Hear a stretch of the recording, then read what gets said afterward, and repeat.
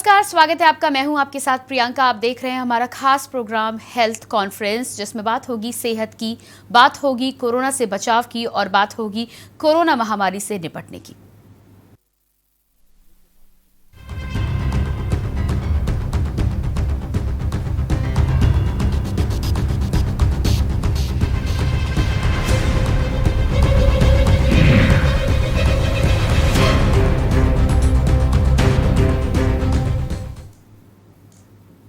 Corona की दूसरी लहर ने सबके सामने संकट खड़ा कर दिया है। इसी बीच आम लोगों में कोरोना के लक्षणों और इलाज को लेकर अलग अलग भ्रांतियां भी हैं। पिछले कुछ दिनों में डॉक्टर भी ये अपील कर चुके हैं कि केवल सर्दी खांसी और कोरोना मानकर अस्पताल ना पहुंचें। इसके साथ ही अगर कोरोना की रिपोर्ट पॉजिटिव भी आ गई है तो भी आपको घबराने की बिल्कुल जरूरत नहीं है। करीब 90% लोगों का इलाज होम आइसोलेशन में हो सकता है।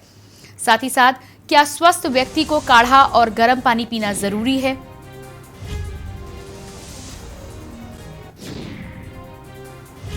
इसके अलावा डबल मास्क की लोग सलाह दे रहे हैं, ये कितना सही है?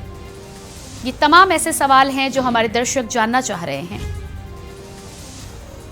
घरों में रहने वाले लोगों को भी इन दिनों कोरोना कैसे हो रहा है?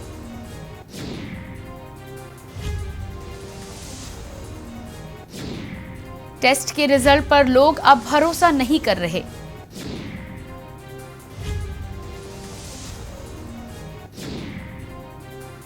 कोविड और साधारण वायरल बुखार में क्या अंतर है?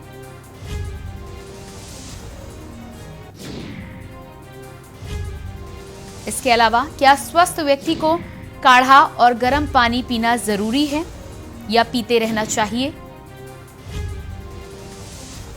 अगला सवाल ये भी बनता है कि डबल मास्क की बहुत सारे लोग बात कर रहे हैं, इस बात में कितनी सच्चाई है? लोग इस बात की सलाह दे रहे हैं, ये कितना सही है? कई दर्शकों के ये भी सवाल हैं कि घरों में रहने वाले लोगों को भी कोरोना हो रहा है, आखिर कैसे? इसके अलावा इस बार ये बात आम है कि टेस्ट के रिजल्ट पर लोग अब भरोसा नहीं करते। जिन्हें पॉजिटिव हैं वो अपने आप को पॉजिटिव मानने को तैयार नहीं है और जो नेगेटिव है उसके साथ बुखार आ रहा है उन्हें भी चिंता सताई रही है। कोविड और साधारण वायरल बुखार में आखिर क्या अंतर है, इसको लेकर भी बहुत सारी भ्रांतियां हैं। तो ये तमाम ऐसे सवाल हैं जिनको लेकर आज हम अपने हेल्थ कॉन्फ्रेंस में बात करेंगे। डॉक्टरों से जानेंगे, एक्सपर्ट से जानेंगे कि आखिर लोगों के दिमाग में ये जो भ्रांतियां हैं उनको कैसे दूर किया जाए। कोरोना एक ऐसी महामारी है जिसमें हम सही जानकारी के सहारे यदि आगे बढ़ते हैं तो हम सही राह पर चलेंगे। भ्रांतियों में यदि हम पड़ते हैं तो इससे न केवल अपना बल्कि अपने अपनों का भी हम नुकसान ही करेंगे।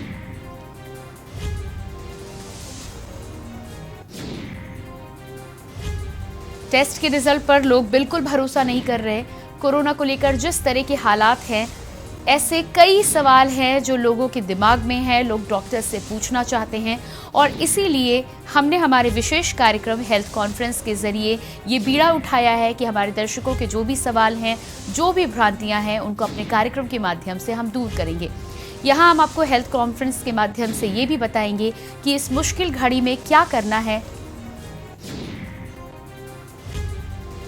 और किन चीज़ों से आपको बचाव करना है। ये तमाम ऐसे सवाल हैं जो हर कोई जानना चाहता है और यही वजह है कि हम लगातार इन सवालों को लेकर जागरूक कर रहे हैं अपनी जनता को भी। एक्सपर्ट से राय लेंगे, जानेंगे कि आखिर इस महामारी के समय में ऐसा क्या कुछ है जो हम सबको करना चाहिए। यदि कोई व्यक्ति स्वस्थ है तो वो क्या कुछ कर सकता है कि कोविड से बचा रहे। इसके साथ ही साथ यदि किसी के घर में कोरोना पॉजिटिव पाया भी जाता है तो उसके लिए क्या बचाव कार्य करने के साथ घर का माहौल कैसा रखना है, मेंटल हेल्थ का कैसे ख्याल रखना है, कैसे इस बीमारी को हराने के लिए हम सबको मिलकर लड़ना है। ये तमाम ऐसी चीज़ें हैं जो अब हमें एकजुट होकर, साथ होकर ही लेकर चलनी होगी। कोरोना एक ऐसी महामारी है जिसको लेकर न जाने कितने सवाल हैं, कितनी भ्रांतियां हैं। वेरिएंट्स की यदि हम बात करते हैं तो भारी संख्या में वेरिएंट्स हैं, म्यूटेशन की लोग बात कर रहे हैं, ऐसे में जानकारी भी कम है। साधारण बुखार को भी आज के दिनों में लोग कोरोना समझते हैं और डर जाते हैं। यदि हम डर जाते हैं तो कहीं ना कहीं बीमारी से पीछा छुड़ाने में जो वक्त लगता है, जो बुखार 5 दिन में ठीक होना चाहिए वो 10 दिन ले रहा है, जो 10 दिन में ठीक होना चाहिए वो 15 दिन ले रहा है। है। ऐसे में यदि आप किसी बीमारी से पीड़ित हैं, एज आपकी 60 से ऊपर है, तो ऐसे मरीजों के लिए कई बार साधारण बुखार या साधारण बीमारी भी खतरा बन जाता है। ऐसे में ज़रूरत है कि हम सही जानकारी के साथ चलें, डॉक्टर्स की, एक्सपर्ट की सलाह के साथ चलें और उसी के माध्यम से कोरोना महामारी से लड़ने का जो बीड़ा हम सब ने उठाया है उसको लेकर आगे बढ़ें। और आपके तमाम सवालों के जवाब देने के लिए हमारे साथ एक्सपर्ट्स का एक पैनल, डॉक्टर्स का एक पैनल आज जुड़ा हुआ है। सबसे पहले आरती लालचंदानी, पूर्व आईएमए, हमारे साथ जुड़ी हैं। आपका बहुत बहुत स्वागत है। इसके अलावा अभिषेक त्रिवेदी जी, वरिष्ठ चिकित्सक, भी हमारे साथ जुड़े हैं। आपका भी बहुत बहुत स्वागत है। और डॉक्टर अरविंद कुमार, वरिष्ठ चिकित्सक, हमारे साथ जुड़े हैं। आपका भी बहुत बहुत स्वागत है। सबसे पहले आरती जी, आपसे सवाल लेना चाहूँगी। इस समय लोगों के दिमाग में बहुत बार ये भ्रांतियां हैं, कई बार लोग टेस्ट करा लेते हैं लेकिन उसके बाद टेस्ट का जो रिजल्ट आ रहा है उस पर विश्वास करने को तैयार नहीं है। जो कोविड पॉजिटिव आ जाता है उसे लगता है कि वो पॉजिटिव नहीं है, और जो नेगेटिव होता है उसके साथ उसे बुखार आ रहा है उसे लगता है कि कहीं ऐसा तो नहीं कि वो पॉजिटिव है और रिपोर्ट गलत आई है। इस बात में कितनी सच्चाई है? नहीं, ऐसा ना आजकल ये जो आर्टिफिशियल है, हो सकता है कि कई फैक्टर्स आते हैं कि ये पॉजिटिव आता है कि नहीं। एक तो ड्यूरेशन, कब हम इसको कर रहे हैं, कितने उसके बाद, इन्फेक्शन के कितने दिन बाद। दूसरी बात है ये स्ट्रेन है, कितना म्यूटेंट है, डबल म्यूटेंट, कौन से जीन्स इसमें डिटेक्ट हो रहे हैं या जीन्स नहीं आ रहे हैं। तो इसीलिए एक नया ग्रुप बना, कोविड प्रिजम्पटिव। कोविड प्रिजम्पटिव में वो सारे केसेस आते हैं कोविड के, जिनमें की सारे लक्षण है कोविड के, यहाँ तक कि ऑक्सीजन सैचुरेशन भी फॉल करने लगता है, लंग्स में शैडोज आ जाते हैं, न्यूमोनाइटिक पैचेस आ जाते हैं, और एक डिफ्यूज क्लॉटिंग वाली पिक्चर आने लगती है। सीटी स्कैन में भी स्कोरिंग धीरे धीरे जो न्यूमोनिया पैचेस के बढ़ने लगती है, तो न्यूमोनाइटिस पैचेस के, तो ये सारे लक्षण होते हैं। और मरीज को सिम्टम्स पूरे बुखार, खांसी, सांस फूलना सब कुछ होता है, लेकिन फिर भी नॉट बी टेस्ट में ये नेगेटिव आते हैं। तो इसका कोई माने नहीं है, क्योंकि बिल्कुल लक्षण एग्जैक्टली कोविड के होते हैं, सीरियस भी हो जाते हैं, डेथ भी हो जाती है, पर ये रिपीटेड आरटी-पीसीआर पॉजिटिव नहीं आता। तो इस पे ज्यादा ध्यान नहीं देना चाहिए, लक्षण ट्रीट करना चाहिए। और ये जितने कोविड लाइक प्रेजेंटेशन है, इनको कोविड प्रिजम्पटिव करके सेम तरीके से ट्रीट करना चाहिए, ताकि अगर हाई इंडेक्स ऑफ सस्पिशन है तो जान बच पाए। तो इसीलिए आजकल हमारा मेडिकल कॉलेज जो जितने हैं, जीएसवीएम हो चाहे नारायणा मेडिकल कॉलेज रामा में, हम लोग एडमिट कर रहे हैं ऐसे केसेस भी, और उनको भी सीरियसली ट्रीट कर रहे हैं। और यही मेरी सलाह है। जी आरती जी, यहाँ पर एक सवाल ये भी बनता है कि क्या नेगेटिव रिपोर्ट आई है तो हमें दोबारा टेस्ट के लिए जाना चाहिए यदि हमारे दिमाग में कहीं ना कहीं शक हो कि कोरोना पॉजिटिव हो सकते हैं? इलाज करें, तुरंत इलाज करें, 5 दिन बाद ही रिपीट करके देखिए। बार बार करने का कोई फायदा नहीं है। 5 दिन बाद फिर करके देख लीजिए कि आया कि नहीं, ताकि, लेकिन इसमें बॉडी का disposal method, handling method, treatment सब कोविड के लाइंस का ही दीजिए। एक चीज और मैं कहना चाहूंगी, जहां तक हो ऐसे केसेस को, क्योंकि हर हॉस्पिटल में इनको एंटरटेन नहीं करते हैं ये कह के कि कोविड नहीं है, तो आप जो है इसमें घर में ट्रीटमेंट के लिए अगर 82-83% भी सैचुरेशन है, तो अस्पताल में न दौड़े, क्योंकि खास करके जैसे कानपुर में हाल है, यही हाल पूरे इंडिया में है। हॉस्पिटल में जगह नहीं है, बेड नहीं है, ऑक्सीजन नहीं है, प्रोविजन नहीं है, डॉक्टर्स मैन पावर कम पड़ने लगे हैं, और वहाँ फूड, वाटर, हर चीज की सप्लाई कम करने लगी है। तो आप घर पे जहां तक हो इलाज करें, और 83% ऑक्सीजन सैचुरेशन पे आप इसको घर पे इलाज करें, वहां तक, वहां से नीचे आएगा तभी विथ ऑक्सीजन, घर पे ऑक्सीजन का प्रोविजन करके। हालांकि के डिस्करेज करेंगे, लेकिन इसमें यही चाह रहे हैं, क्योंकि हॉस्पिटल में जगह नहीं है, आप घर पे इलाज करें। कंप्लीट ट्रीटमेंट कोरोना का जो अभी एविडेंस बेस्ड वर्कअप है, वो सारा प्रैक्टिस करें, ऑक्सीजन भी लगाए, लेकिन ध्यान रहे 85 के ऊपर ऑक्सीजन आ जाए तो आप बंद करिए। इंटरमिटेंट, देखिए ऑक्सीजन भी टॉक्सिक होता है, इंजरी होती है ऑक्सीजन से भी, और रेस्पिरेटरी सेंटर का डिप्रेशन होता है। तो लोग ऑक्सीजन हाई फ्लो लगा के 10 लीटर 15 लीटर लगा के पूरा दिन पूरी रात कई दिनों तक रखते हैं, नतीजा ये वीन ऑफ नहीं कर पाते हैं। इसीलिए हम सबसे राय है क्या आप 80% या 85% ऑक्सीजन आ जाए, हटा दीजिए ऑक्सीजन और मरीज को बाकी दवाएं देते रहिए। लंग्स में शैडोज आए या दिक्कत हो, डिस्निया, सांस फूलने लगे, तब आप स्टेरॉइड दीजिए। स्टेरॉइड का भी इतना लिबरल यूज बिगिनिंग में मत करिए। स्टेरॉइड कई बार इम्यूनिटी लो करके ना वायरस रेप्लिकेशन बढ़ाता है जी। स्टेरॉइड का मत यूज करिए, बाकी सब दवाएं दे दीजिए, हार्मलेस हैं और बहुत जल्दी।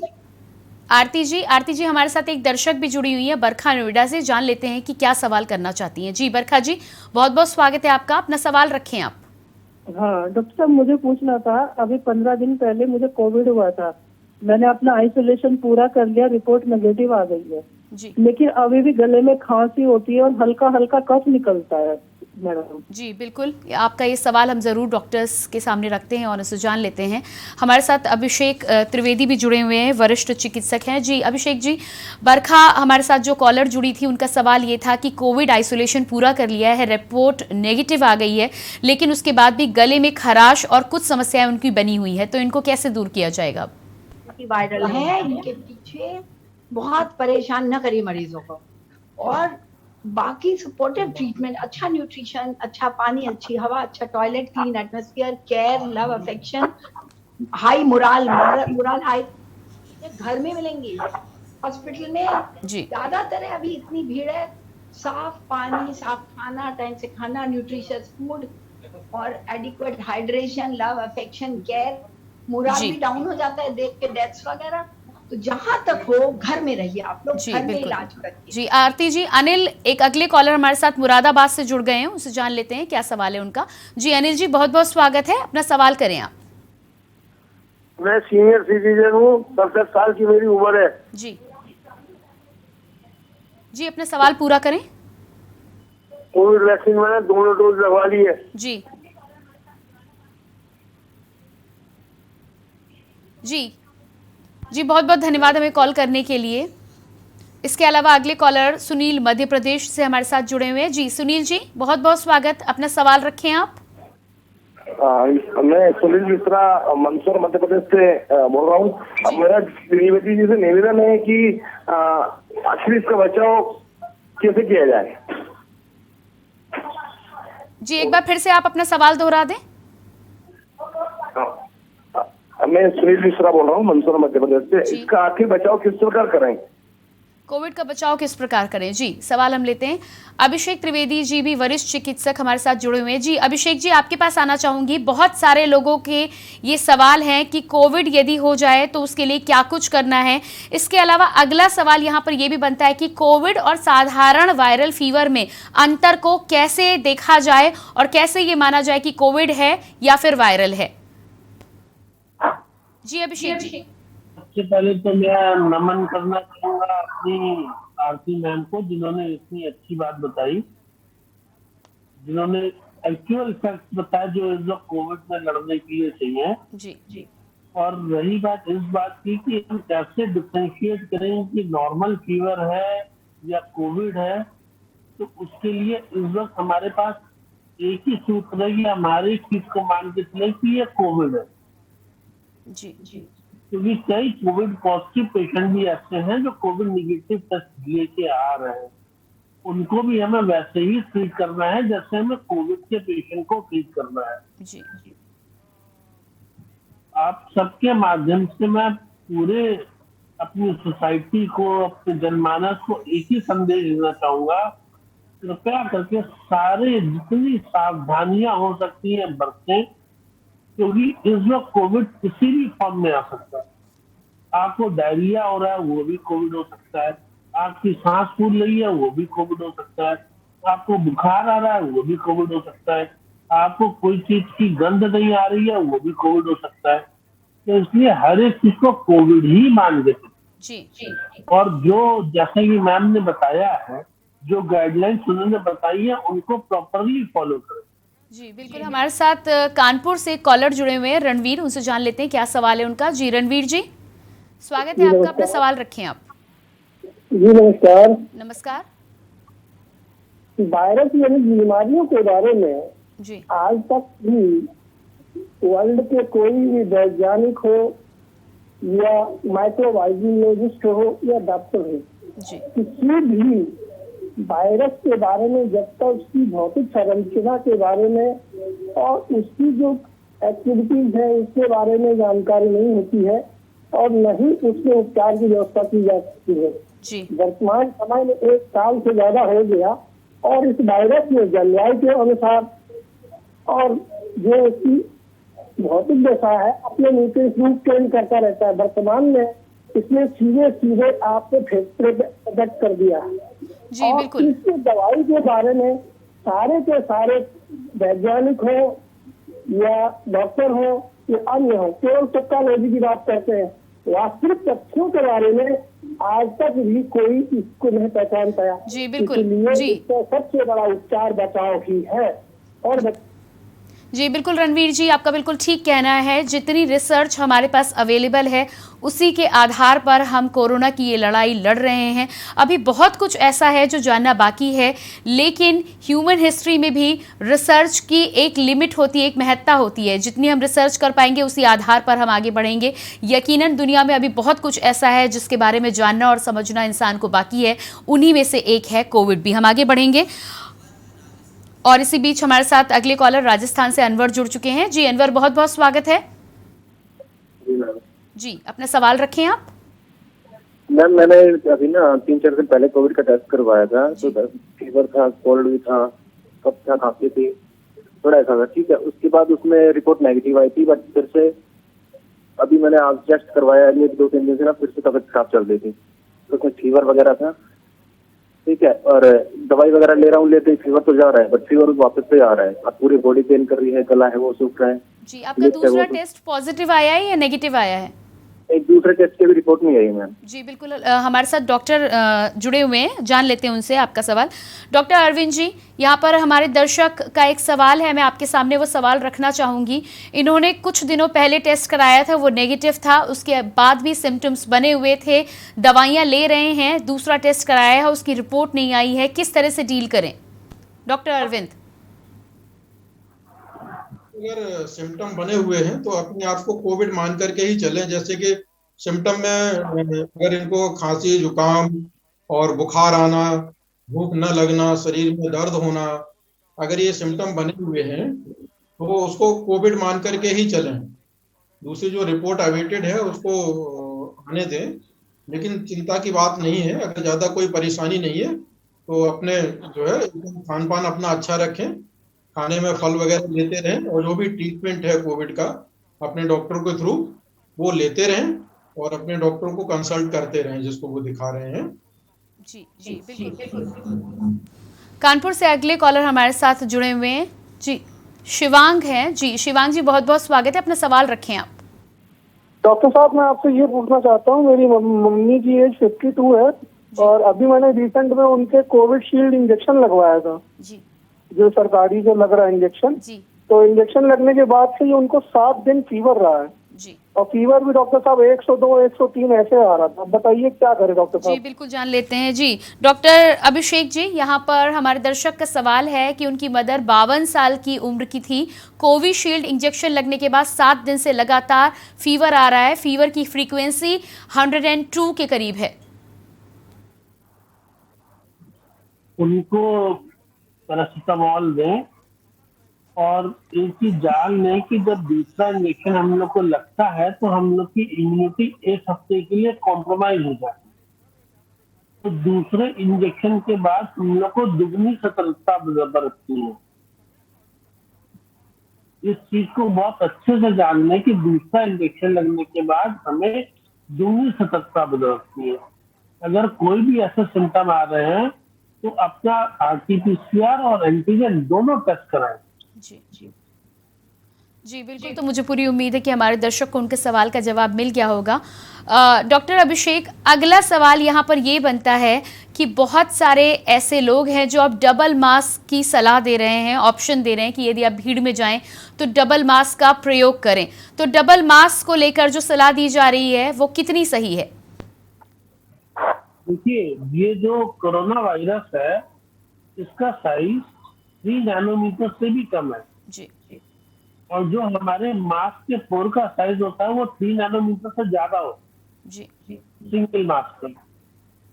तो हम अगर एक ही मास्क पहन रहे हैं तो हम उससे सुरक्षित नहीं है।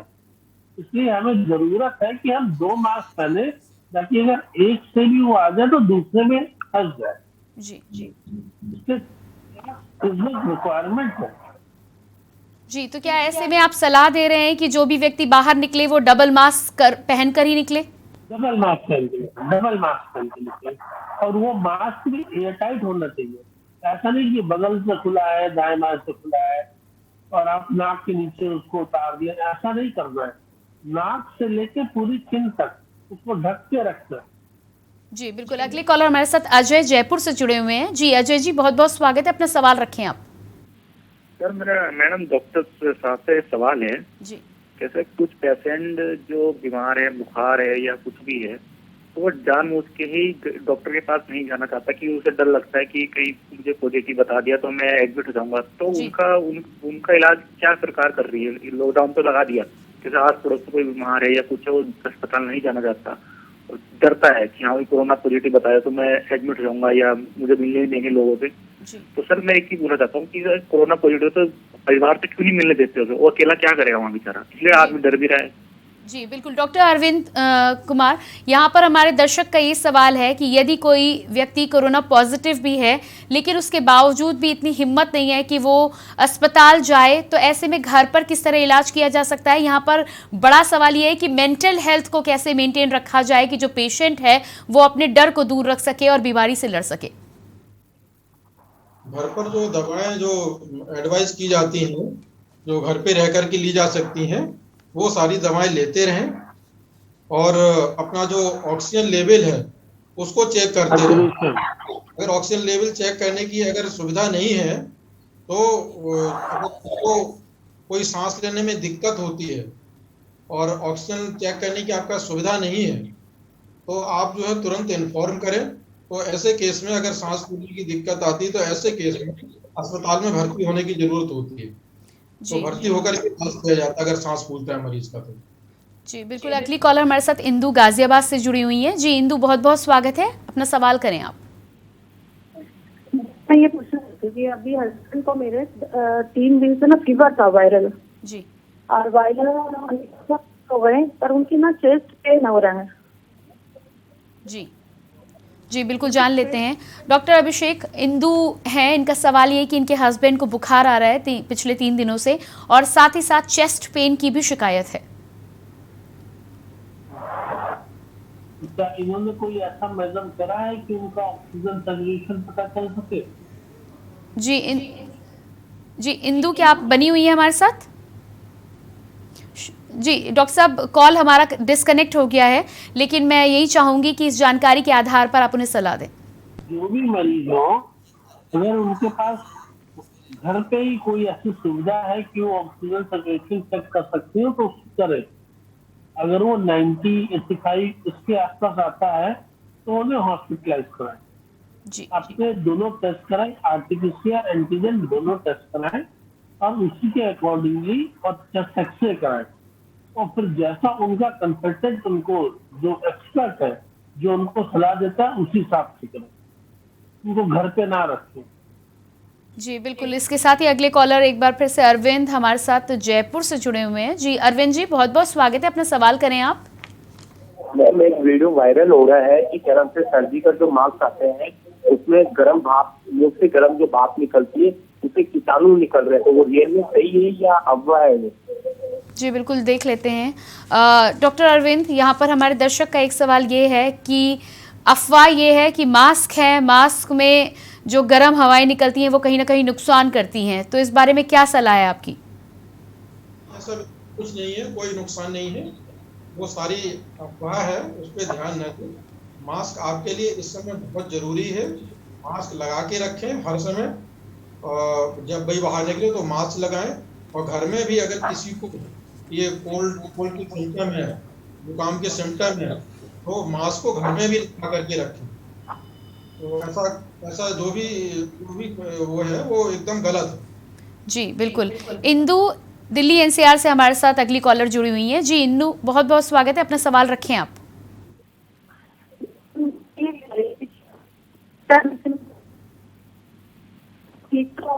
जी आप अपना सवाल दोहरा दें।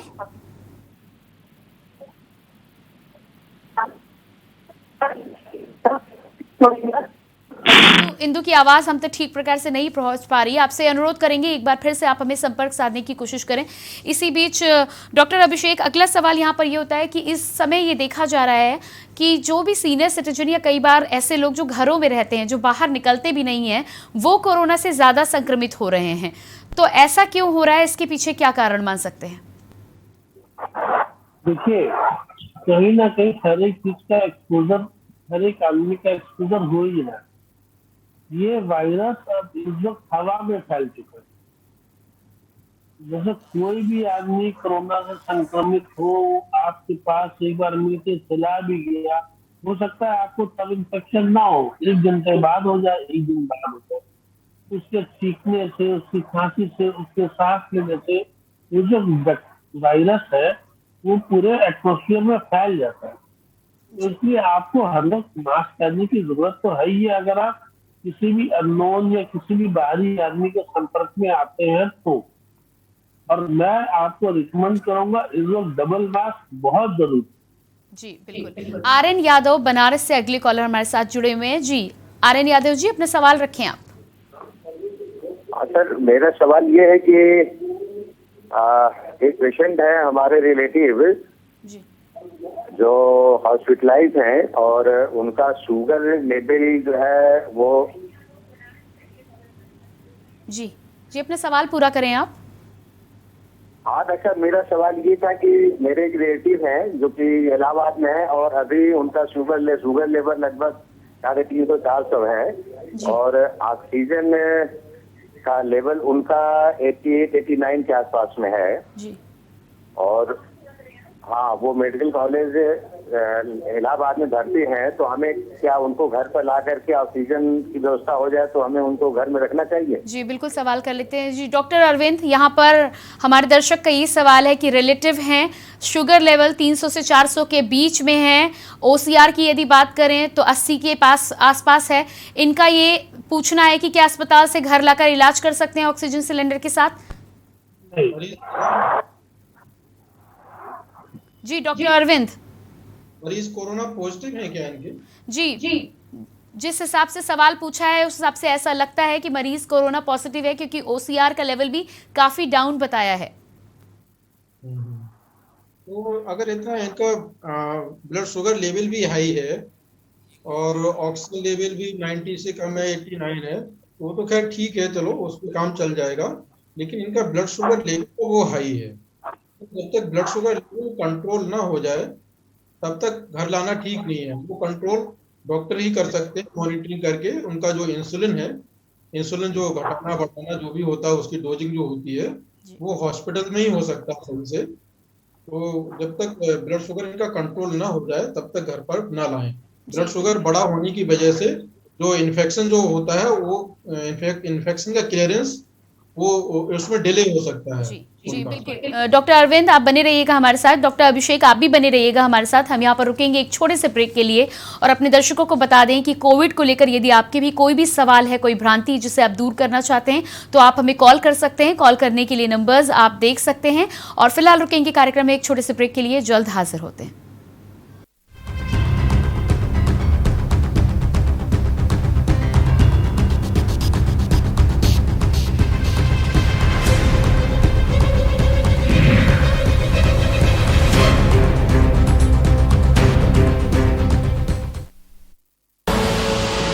देख रहे हैं के न्यूज, खबरों का सारथी।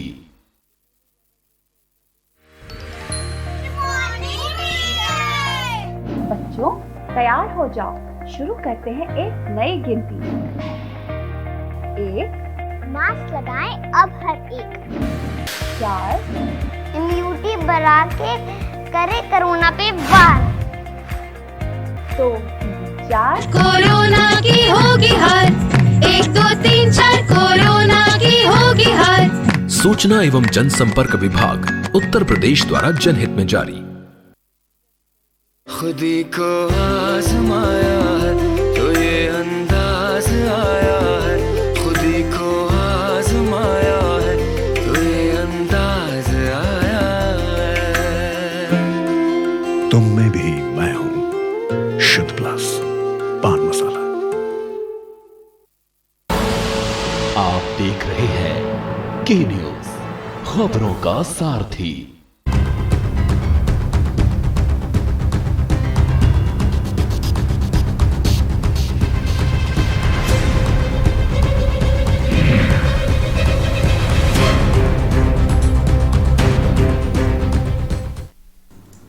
ब्रेक के बाद स्वागत है आपका कार्यक्रम हेल्थ कॉन्फ्रेंस में। हेल्थ कॉन्फ्रेंस में आज हम कोरोना को लेकर तमाम दर्शकों के जो सवाल हैं, जो भ्रांतियां हैं, उनको लेकर बात कर रहे हैं। साथ ही साथ कोविड की इस मुश्किल घड़ी में जानकारी एक ऐसा हथियार है जिसके सहारे न केवल अपनों की बल्कि अपनी भी सुरक्षा हम कर सकते हैं, अपने जानने वालों की सुरक्षा कर सकते हैं। ऐसे में ये जानकारी, ये नॉलेज अपने कार्यक्रम के माध्यम से हम आप तक पहुंचाने की कोशिश कर रहे हैं, एक्सपर्ट्स के माध्यम से।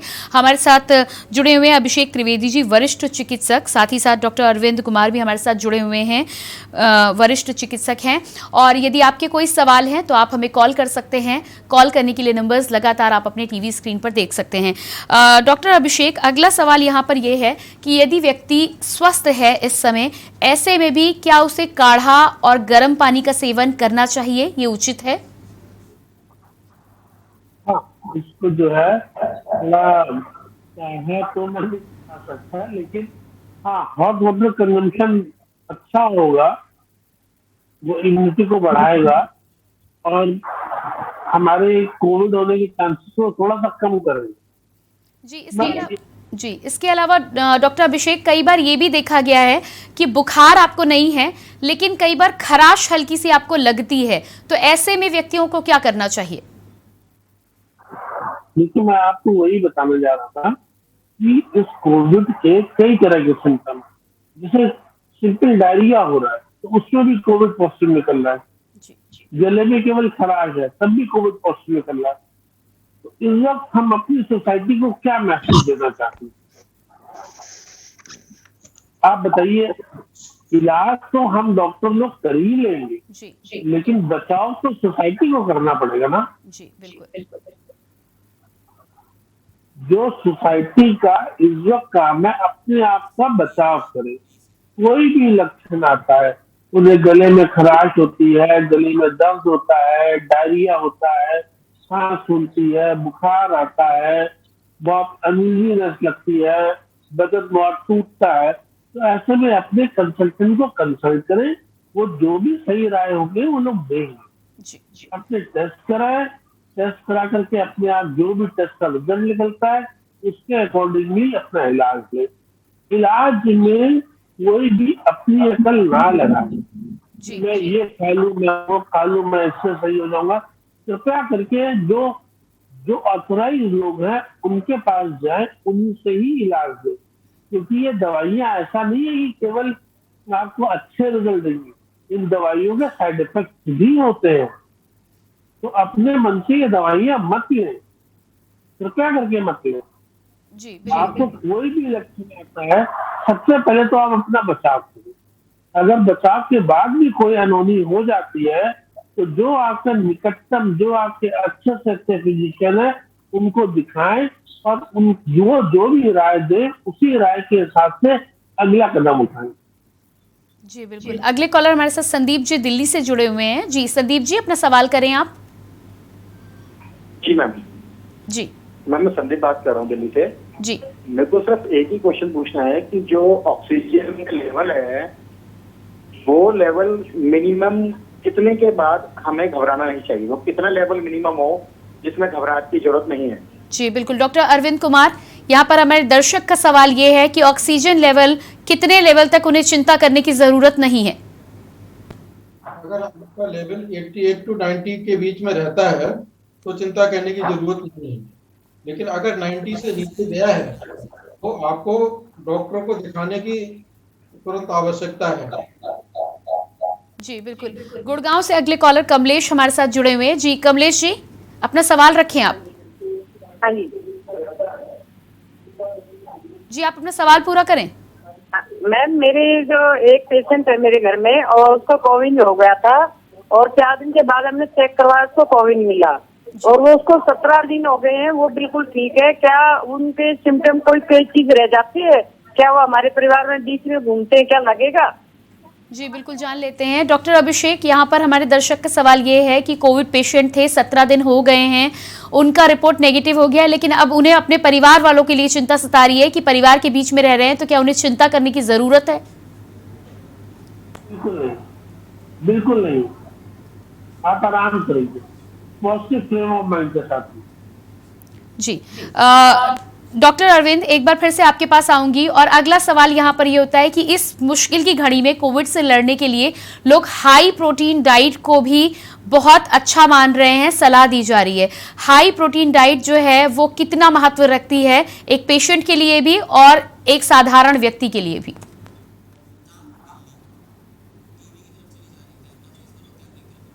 जी डॉक्टर अरविंद, जी डॉक्टर अरविंद आपके पास वापस लौट कर आएंगे। इसी बीच में बबीता हमारे साथ कॉलर जुड़ चुकी हैं। जी बबीता जी, अपना सवाल करें आप। मैडम मेरे को ये पूछना है कि मैंने कोविड हुआ था, मैंने आइसोलेशन पीरियड पूरा हो गया, रिपोर्ट नेगेटिव आ गई, लेकिन अभी भी गले में खराश होती है और उसके साथ कफ निकलता है हल्का सा, तो ये क्या, उसके लिए क्या करना चाहिए मुझे? जी बिल्कुल जान लेते हैं। डॉक्टर अरविंद, जी डॉक्टर अरविंद, क्या आप मुझे सुन पा रहे हैं? डॉक्टर अरविंद, यहाँ पर हमारे दर्शक का सवाल ये है कि कोविड पेशेंट थे, आइसोलेशन पूरा कर लिया है, रिपोर्ट नेगेटिव आ गई है, उसके बावजूद भी गले में खराश भी है, साथ में बलगम भी निकल रहा है। उसमें ये हो सकता है कि उनको सेकेंडरी इन्फेक्शन हो गया हो, बैक्टीरियल इन्फेक्शन हो गया हो सेकेंडरी, तो उसके लिए एंटीबायोटिक ले सकते हैं, अपने डॉक्टर से सलाह लेकर के एंटीहिस्टामिनिक ले सकते हैं और गर्म पानी नमक से गार्गल करते रहें। जी इसके अलावा डॉक्टर अरविंद, मेरा ये भी सवाल था कि इस समय पे लोग हाई प्रोटीन डाइट के लिए काफ़ी सजेस्ट कर रहे हैं, तो ये हाई प्रोटीन डाइट है वो ये हमारी कितनी मदद कर पाएगी साधारण लाइफस्टाइल में भी और कोविड पेशेंट के लिए भी? हाई प्रोटीन डाइट में जो इजीली डाइजेस्टेबल प्रोटीन हो वो लेना चाहिए। जी इजीली डाइजेस्टेबल प्रोटीन हो वो लेना चाहिए और बिल्कुल बैलेंस्ड होना चाहिए। हाँ, हाई प्रोटीन डाइट इम्यूनिटी को बढ़ाने में मदद करती है। जी बिल्कुल आगे बढ़ेंगे। और डॉक्टर अभिषेक, अगला सवाल यहाँ पर ये रहता है कि होम आइसोलेशन की बहुत ज़्यादा सलाह दी जा रही है, 85% लोग जो हैं वो होम आइसोलेशन में रहकर ही इलाज करा रहे हैं। ऐसे में जो लोग होम आइसोलेशन में रह रहे हैं उनके लिए किस तरह का लाइफस्टाइल होना चाहिए? आराम करना कितना ज़रूरी है घर पर रहने वाले पेशेंट के लिए? आपको एग्जॉस्ट ना करें, अपनी बॉडी एनर्जी को वेस्ट ना करें, अपनी बॉडी एनर्जी को कंजर्व करके रखें, स्टीम इनहेलेशन करते रहें, नेबुलाइजेशन करते रहें, और जो भी दवाइयाँ उनके कंसल्टेंट ने उनको बताई है जो होम आइसोलेशन में चलती है, उन दवाइयों को रेगुलरली लेते रहें। अपना ऑक्सीजन लेवल चेक करते रहें, अगर ऑक्सीजन लेवल 88 के नीचे कम होता है तो फिर अपने कंसल्टेंट को कंसल्ट करें और जहां से भी ऑक्सीजन की व्यवस्था हो सकती है करके अपने आप को ऑक्सीजनेट करें। जी इसके अलावा अगला सवाल यहाँ पर डॉक्टर साहब ये बनता है कि मरीज जब घर में रहता है, खासतौर से आइसोलेशन में रहता है, तो ज़रूर घर के परिवार के लोग आते जाते रहते हैं, लेकिन कहीं ना कहीं एकाकीपन रहता है। ऐसे में जो मेंटल हेल्थ है उसके साथ कैसे डील किया जाए? मेडिटेशन करें, प्राणायाम करें, योग करें, लेकिन अपने आप को दूसरों के साथ सम्मिलित ना करें, ना दूसरों लोगों को अपने पास आने दें, क्योंकि आप तो इन्फेक्ट है ही, आपके साथ 2 लोग और बीमार हो जाएंगे, उसका कोई तुक नहीं बनता। जी 8-10 दिन के लिए आइसोलेट करके रखें। जी डॉक्टर अरविंद कुमार, यहाँ पर हाई प्रोटीन डाइट की मैं बात कर रही थी, आपसे जानना चाहूंगी कि कई बार पेशेंट हो जाता है तो पेशेंट के लिए परिवार वाले लोग सोचते हैं कि जो बीमारों वाला खाना होता है, मूंग की दाल हो गई, खिचड़ी हो गई, केवल यही देना चाहिए। मैं यहाँ पर आपसे जानना चाहूंगी कि कोविड पेशेंट यदि है तो उसे क्या कुछ दिया जा सकता है खाने में कि वो अच्छे से अपनी डाइट के सहारे ही कोविड से कहीं ना कहीं लड़ सके? उनको न्यूट्रिशियस डाइट लेनी चाहिए। खाने में फल हैं, हरी सब्जियां हैं, ये लेनी चाहिए। दालें हैं, अंडे हैं और पनीर है, इस तरह की जो है चीजें लेनी चाहिए, जिससे कि बॉडी की इम्यूनिटी है और न्यूट्रिशन है वो बराबर मिलता रहे। जी, इसके अलावा डॉक्टर अरविंद, यहाँ पर बड़ों के लिए इलाज उपलब्ध है, वैक्सीनेशन भी है। खासतौर से अगर हम बच्चों की बात करें तो बच्चों के लिए इम्यूनिटी के लिए हनी का लोग बात कर रहे हैं, च्यवनप्राश की लोग बात कर रहे हैं। बच्चों की इम्यूनिटी यदि हम बरकरार रखना चाहें तो उनके लिए हम उन्हें क्या कुछ दे सकते हैं, क्या सलाह देंगे आप? देखिए, बच्चों की इम्यूनिटी अपने आप में ही स्ट्रांग होती है और वो काफी उनकी इम्यूनिटी जो होती है काफी अच्छी होती है। यही कारण है कि बच्चों के ऊपर जो पिछला जो कोविड जो निकला है, तो वो कोविड निकली है, तो उसमें उन पे बहुत ज्यादा असर नहीं पड़ा बच्चों पर, वो उससे ओवर आते हैं। बच्चों पे बहुत ज्यादा असर नहीं पड़ता, कई बार एसिम्प्टोमेटिक रहते हैं बच्चे, उनको कोई फर्क नहीं पड़ता इन्फेक्शन का। तो बच्चों की इम्यूनिटी ऑलरेडी काफी अच्छी होती है, उनको पहले से मिली होती है वो इम्यूनिटी अपनी मदर से। और लेकिन उनके खान पान का जो है अच्छे से ध्यान रखना चाहिए।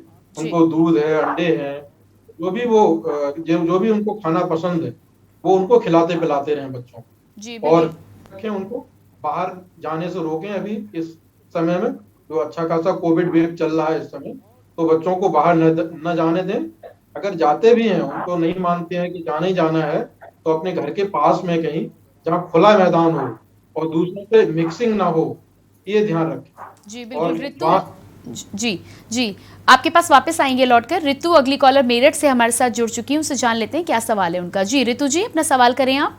हाँ मैडम, मैं ये पूछना चाह रही थी कि मेरे को कोविड हो गया था जी। मैंने आइसोलेशन पूरा हो गया, रिपोर्ट नेगेटिव आ गई, लेकिन घर में अगर दूसरा मेंबर पॉजिटिव है तो क्या हम तुरंत उससे पॉजिटिव हो सकते हैं? जी बिल्कुल, ये सवाल आपका बहुत ही महत्वपूर्ण है, जान लेते हैं। डॉक्टर अभिषेक, यहाँ पर हमारे दर्शक का सवाल ये है कि वो खुद पहले कोविड पॉजिटिव थी, आइसोलेशन पूरा हो गया है, लेकिन फिलहाल फैमिली में दूसरा मेंबर पॉजिटिव है, तो क्या ये दोबारा संक्रमित हो सकती हैं? बहुत कम चांसेस है, बहुत कम चांसेस है। लेकिन क्योंकि इस वक्त अभी रिसेंटली कल ही इंडिया में 2 और नए स्ट्रेन पाए गए, स्ट्रेन एफ और स्ट्रेन पी। अगर कोई दूसरा स्ट्रेन आ जाता है तो आप दोबारा भी संक्रमित हो सकती है, लेकिन इसके चांसेस बहुत कम है। जी, इसके अलावा डॉक्टर अभिषेक, वैक्सीनेशन को लेकर भी हमारी जनता के बीच बहुत सारी भ्रांतियां हैं। कई लोगों का कहना है कि वैक्सीनेशन में बुखार आएगा, तो इसके डर से वो वैक्सीनेशन के लिए आगे ही नहीं बढ़ रहे हैं। मैं चाहूंगी कि आप हमारे दर्शकों को सलाह दें कि वैक्सीनेशन को लेकर उन्हें किस तरह से फैसला लेना है। नहीं, वैक्सीनेशन कराना है और वैक्सीनेशन कराने के बाद 1 हफ्ते अपने आप को बहुत संभाल के रखें। वैक्सीनेशन में सब अच्छाइयाँ हैं, थोड़ा सा वैक्सीनेशन के बाद हमारी इम्यूनिटी कॉम्प्रोमाइज हो जाती है, तो इसलिए 1 हफ्ते तक अपने आप को वैक्सीनेशन के बाद एक्सपोजर से बचा के रखना। उसके बाद वैक्सीनेशन बहुत ही कारगर है और ये हम लोगों ने कईयों मरीज में देखा है, सैकड़ों मरीज में देखा है, हजारों मरीज में देखा है, जो वैक्सीनेट हो चुके हैं उनके सिम्टम बहुत कम होते हैं। जी बिल्कुल। नोएडा से अगले कॉलर हमारे साथ जुड़े हुए हैं। जी बहुत बहुत स्वागत है आपका, अपना नाम बता दें आप। मेरा नाम एस.के. वाजपेयी है। जी, अपना सवाल करें आप। सवाल ये है कि हम ये पूछना चाहते हैं कि जो लेडीज प्रेग्नेंट है जी। या जो लेडीज जो है अपने बच्चों को फीडिंग करा रही हैं, उनको वैक्सीन के लिए लेना चाहिए कि नहीं लेना चाहिए? जी। जो है ना, वही 18 से और जो 45 वाली बात है, इस एज की है, तो फीडिंग वाली और जो जिनके बच्चे को फीडिंग करा रही है या प्रेग्नेंट लेडीज हैं, उनको ये कोवैक्सीन या कोविड शील्ड जो है ये लेनी चाहिए कि नहीं लेनी चाहिए? जी बिल्कुल एसके जी, आपका सवाल मैं ले लेती हूँ। डॉक्टर अरविंद, यहाँ पर हमारे दर्शक हैं नोएडा से एसके जी, और इनका सवाल है कि यदि लेडी प्रेग्नेंट है या फीड करा रही है तो उसे वैक्सीनेशन के लिए आगे जाना चाहिए या नहीं? अभी इसकी कोई स्टडी नहीं है, प्रेगनेंसी में और उसमें स्टडी नहीं है इसकी, लेकिन तो क्या हमें प्रेगनेंसी में अवॉइड करना चाहिए वैक्सीनेशन? हाँ, अवॉइड करना चाहिए। जी, तो मुझे पूरी उम्मीद है कि एसके जी को उनके सवाल का जवाब मिल गया होगा। इसके अलावा डॉक्टर अरविंद, आपसे ये भी जानना चाहेंगे कि तमाम ऐसे लोग हैं, यदि परिवार में किसी एक को कोविड होता है और बाकी लोगों को हल्के फुल्के सिम्टम्स है, तो क्या सभी को मान लेना चाहिए कि कहीं ना कहीं कोरोना के सभी शिकार हैं? हाँ, ऐसा, क्योंकि इस समय पेंडेमिक चल रहा है, तो ये है कि वही होगा ये मान करके चलते हैं, तो सभी को टेस्ट कराना चाहिए। जी, और तब तक जो है कोविड मान करके ही, जो कोविड प्रोटोकॉल है, जो कोविड बिहेवियर है, वो उसका पालन करना चाहिए। आइसोलेट रहें, मास्क लगा करके रहें, लोगों से मिले जुले नहीं, और मास्क लगा करके रहें, और अपना टेस्ट करा लेना चाहिए सब।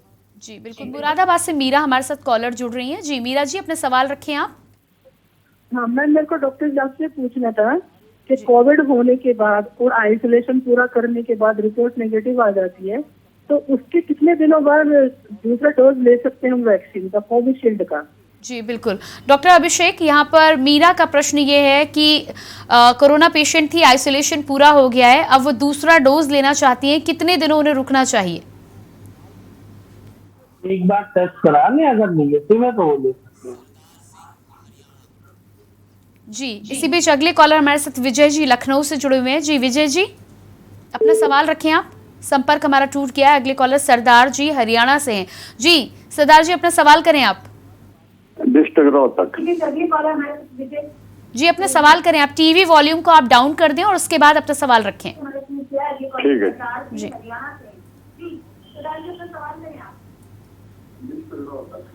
जी, अपना सवाल रखें आप।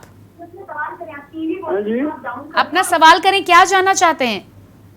मैं ये चाहता हूँ, मेरी उम्र 77 है, मैं कुछ थकावट सी महसूस कर रहा हूँ, ज्यादा घर में रहता हूँ। जी, इसके लिए जान लेते हैं। डॉक्टर अरविंद, 70 की एज है, 70s में है और कुछ थकान महसूस कर रहे हैं हमारे दर्शक, तो उसके लिए क्या सलाह देना चाहेंगे आप?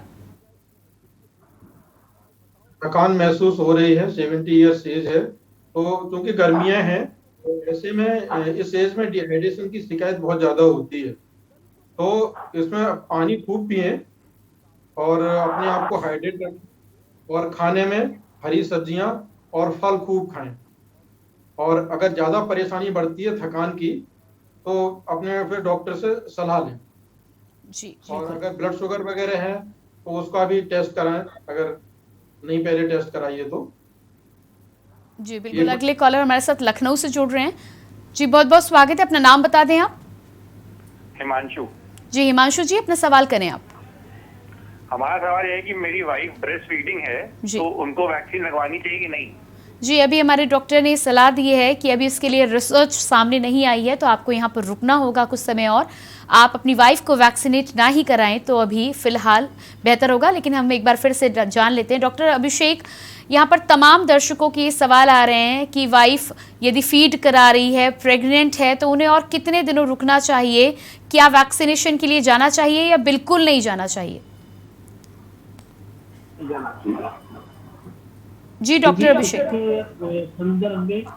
उसके संदर्भ में हम लोग के पास अभी कोई रिपोर्ट नहीं, और वैक्सीन के इफेक्ट से तो side effect, vaccine immunity low करती है। प्रेगनेंसी में ऑलरेडी जो भी फीमेल होती है इम्यूनो कॉम्प्रोमाइज होती है, तो अभी तो प्रेगनेंसी में वैक्सीनेशन नहीं लगवाना।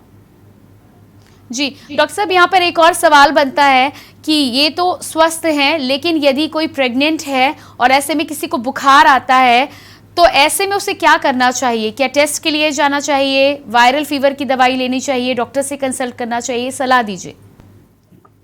टेस्ट के लिए जाना चाहिए। टेस्ट के लिए जाना चाहिए। जी अगले कॉलर हमारे साथ हरियाणा से करण जुड़े हुए हैं, जान लेते हैं कि क्या सवाल करना चाहते हैं। जी करण जी, बहुत बहुत स्वागत है, अपना सवाल रखें आप। एक्चुअली सर, मेरे फादर को हार्ट पेशेंट है और वो ब्लड को पतला करने के लिए मेडिसिन लेते हैं, क्या वो कोविड का वैक्सीनेशन करवा सकते हैं या कोई टेस्ट करवाना पड़ेगा इसके लिए पहले? जी बिल्कुल, जान लेते हैं। डॉक्टर अरविंद, हमारे दर्शक का सवाल है कि फादर हार्ट पेशेंट हैं, ब्लड को पतला करने के लिए मेडिसिन पहले से ले रहे हैं, यदि वो वैक्सीनेशन करवाना चाहें तो क्या कोविड की टेस्ट के बाद वैक्सीनेशन करवाएं या सीधे जा सकते हैं? नहीं, अगर कोई सिम्टम नहीं है, कुछ भी नहीं है, तो सीधे वैक्सीनेट करवा सकते हैं। और जो ब्लड को पतला करने की जो दवाइयाँ ले रहे हैं, उनको लगातार लेते रहने की जरूरत है, उनको दवाओं को बंद ना करें। जी, इसके अलावा अगली कॉलर हमारे साथ आयुषी लखनऊ से जुड़ रही हैं। जी आयुषी, बहुत बहुत स्वागत है, अपना सवाल रखें। हाँ, मेरा क्वेश्चन है कि मैं 14 डेज के बाद भी कोविड पॉजिटिव निकली हूँ। उससे पहले भी थी, बट 14 डेज के बाद भी कोविड पॉजिटिव निकली हूँ। क्या मैं अभी भी इन्फेक्शन अपने 4 महीने बच्चे के लिए?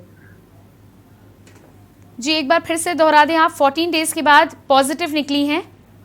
हाँ, फिर से मेरा कोविड पॉजिटिव निकला है, तो क्या मैं अभी भी इन्फेक्शियस हूँ उतना ही जितना पहले थी? जी बिल्कुल, जान लेते हैं। डॉक्टर अभिषेक, यहाँ पर हमारी दर्शक का सवाल ये है कि 14 दिन के बाद कोविड पॉजिटिव निकली है, ये जानना चाहती हैं कि क्या इन्फेक्शन का लेवल उतना ही है जितना 14 दिनों पहले था? इन्फेक्शन का लेवल RT-PCR की CT वैल्यू से पता चलता है। अब ये जानना बहुत जरूरी है कि इनकी CT वैल्यू पहले से बढ़ी है कि घटी। अगर पहले से इनकी CT वैल्यू ज्यादा आई है तो इनके इन्फेक्शन रेट कम हो गया है, और अगर CT वैल्यू कम आई है तो इनका इन्फेक्शन रेट ज्यादा हो गया। ये डिपेंड्स कि RT-PCR में CT वैल्यू इनकी दोबारा वाले टेस्ट में क्या आई है। जी बिल्कुल, तो यहाँ पर RT-PCR टेस्ट कराना चाहिए यदि इनको भ्रांति है। अगले कॉलर दिल्ली से जसवंत हमारे साथ जुड़े हैं। जी जसवंत जी, अपना सवाल रखें आप। मैम लक्ष्मण सिंह। जी अपना सवाल करें आप जसवंत जी। मैम ये जैसे मैं जॉब पर जाता हूँ तो 4थे फ्लोर पे हमारी ऑफिस है, तो थोड़ा माल वाल लेके जाता हूँ तो सांस फूलती है। जी बिल्कुल, जान लेते हैं। डॉक्टर अरविंद, यहाँ पर हमारे दर्शक का सवाल ये है जसवंत का कि 4थे फ्लोर पर ऑफिस है, कुछ सामान लोड करने के लिए यदि जाना होता है इन्हें, तो इन्हें ऐसा लगता है कि सांस फूलती है। क्या कारण है इसके पीछे? 4थे फ्लोर पे जाना पड़ता तो सांस तो नॉर्मल आदमी का फूल ही जाता है। अगर सांस फूलने के साथ और कोई जैसे जो है गले में खराश, नाक बंद होना, नाक बहना, फीवर आना, अगर ये भी सांस में प्रॉब्लम है तब तो इसका सिग्निफिकेंस है, अन्यथा नहीं, कोविड नहीं है। तो सांस आपकी कोई दूसरी वजह से भी फूल सकती है, अगर पहले नहीं फूलती हो अब फूलने लगी है। जैसे हाई ब्लड प्रेशर होना है, हाई ब्लड प्रेशर होने की वजह से हार्ट पे ज्यादा लोड पड़ता है, उसकी वजह से हो सकता है। और एक जो होता है कोरोनरी आर्टरी डिजीज होता है, जो ऑक्सीजन जो डिमांड जितनी चाहिए होती है उतना नहीं मिल पाता, तो हार्ट की जो आर्टरीज होती हैं, जो ब्लड वेसल्स होती हैं, वो नैरो हो जाती हैं, तो उसकी वजह से भी ये प्रॉब्लम हो सकती है।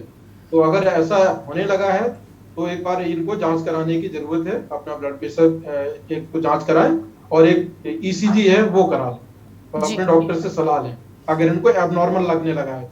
जी बिल्कुल, अगली कॉलर एकता हमारे साथ कानपुर से जुड़ी हुई हैं। जी एकता, अपना सवाल रखें आप। कोविड से हम लोग कैसे बच सकते हैं घर पे बैठकर?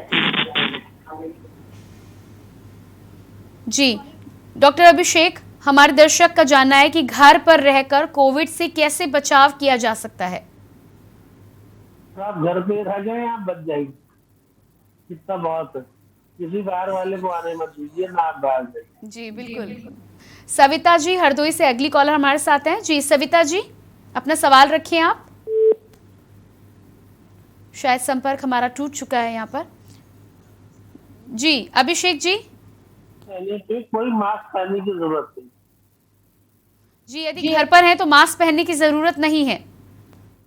जरूरत नहीं है। जी एक सवाल यहाँ पर यह भी बनता है कि घर के यदि 4 सदस्य घर पर हैं और घर का एक व्यक्ति बाहर जा रहा है, बाहर से आ जा रहा है, तो ऐसे में कहाँ तक जरूरत है जो व्यक्ति बाहर निकल रहा है उससे मास्क पहनने की, घर के लोगों से दूर रहने की कितनी आवश्यकता है?